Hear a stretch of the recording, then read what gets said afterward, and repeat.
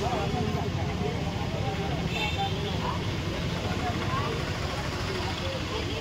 Construction কোম্পানির নামত হওয়া আবণ্টন বাতিল হব লাগিব। গৌতম কনস্ট্রাকশন কোম্পানির নামত হওয়া আবণ্টন বাতিল হব লাগিব। ইনকিলাব জিন্দাবাদ, ভূমির অধিকার লাগিব, আমি মাটি দিব লাগিব, মাটি দিব লাগিব। ইনকিলাব জিন্দাবাদ, ভূমিপট্টা দিব লাগিব, ভূমি প্ৰদান কৰিব লাগিব, ভূমি প্ৰদান কৰিব লাগিব, আমাক মাটিৰ অধিকাৰ লাগিব। মাটি আবণ্টন বাতিল কৰক, মাটি আবণ্টন দিয়া বাতিল কৰক, মাটি প্ৰদান কৰক, আমাক মাটি লাগিব। এই সংগ্ৰাম চলিছে, এই সংগ্ৰাম চলিছে, লাগিবই। ইনকিলাব জিন্দাবাদ, কনস্ট্রাকশন কোম্পানির নামত হওয়া আবণ্টন বাতিল হব লাগিব। মিল্ক প্রডাকশন সোসাইটির নামত হওয়া আবণ্টন বাতিল হব লাগিব। প্রডাকশন সোসাইটির নামত হওয়া আবণ্টন বাতিল হব লাগিব। কনস্ট্রাকশন কোম্পানির নামত হওয়া আবণ্টন বাতিল হব লাগিব।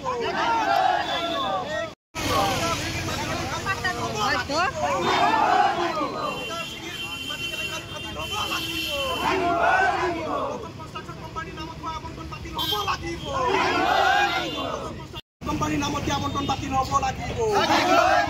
গৌতম কনস্ট্রাকশন কোম্পানির নামতে আবণ্টন বাতিল হব লাগিব।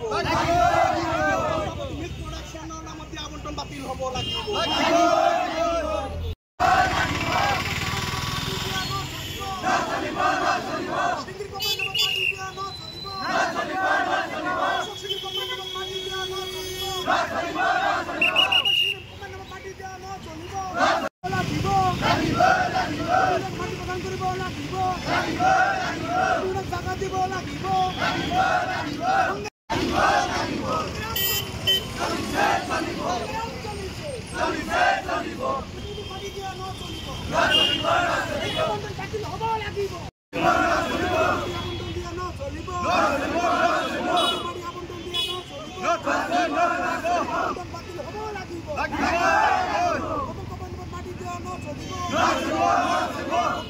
আজি আমি ধুবুৰী জিলা কৃষি সমিতি সংগ্ৰামৰ সমিতিয়ে চাহপাত হাউচৰ কাৰ্যালয়ৰ সন্মুখত আমি 2 ঘণ্টা অৱস্থান পালন কৰি আছোঁ। আপোনালোকে জানে যে লোকেল দুখীয়া ভূমিৰ মানুহক মাটি প্ৰদান কৰা নাই, অথচ গৌতম কোম্পানীৰ নামত আৰু অশোক কুমাৰ সিংগীৰ ঘনিষ্ঠ চম্পাৱতী মিল প্ৰডাকশ্যনৰ নামত 112 বিঘা মাটি আবণ্টন দিয়া হৈছে। অথচ সেই জাগাত লোকেল মানুহবিলাকে আজি 40-50 বছৰ ধৰি ভূমিহীন হিচাপে তেওঁলোকে জীয়াই আছে। তেওঁলোকে বাৰম্বাৰ মাটিৰ আবণ্টন বিচাৰি আবেদন কৰিছে, কিন্তু তেওঁলোকে মাটি দিয়া নাই। অথচ বিজেপিৰ বিধায়ক অশোক কুমাৰ সিংহে তেওঁৰ শক্তি প্ৰয়োগ কৰি, তেওঁ বল প্ৰয়োগ কৰি তেওঁৰ ঘনিষ্ঠ মানুহক আৰু তেওঁৰ কোম্পানী গৌতম কোম্পানীৰ নামত তেওঁলোকে মাটি আবণ্টন লৈছে। জিলা ডিচি, জিলা উপায়ুক্ত মহোদয়, ছাগলী বছৰক SDO চিভিল সকলোবিলাকক মেনেজ কৰি অশোক কুমাৰ সিংহে যি মাটি গ্ৰহণ কৰাৰ যি তাণ্ডৱ চলাই গৈছে, আমি অতিষ্ঠ হৈছোঁ। আমি দাবী জনাইছোঁ অসমৰ মুখ্যমন্ত্ৰী মহোদয়ক যে অশোক কুমাৰ সিংহে মাটি কেলেংকাৰী ফাঁদি ল'ব লাগিব, আৰু এই চম্পাৱতী মিল প্ৰডাকশ্যনৰ নামত যে 112 বিঘা মাটি আবণ্টন দিয়া হৈছে আৰু জমদৰত গৌতম কোম্পানীৰ নামত যি মাটি আবণ্টন দিয়া হৈছে, এই মাটিৰ আবণ্টন বাতিল হ'ব লাগিব আৰু দুখীয়া লোকেল মানুহবিলাকক ভূমিহীন মানুহবিলাকক মাটি প্ৰদান কৰিব লাগিব। আৰু এই দাবী নমনালৈকে আমাৰ এই সংগ্ৰাম অব্যাহত থাকিব।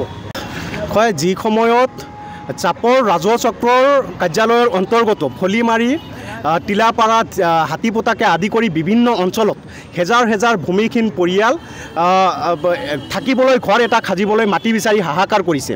যি সময়ত 40-50 বছৰ ধৰি নিগাজিকৈ এটা অঞ্চলত বসবাস কৰাৰ পিছতো কোনো ভূমিহীন পৰিয়ালে এটুকুৰা মাটি আবণ্টন পোৱা নাই।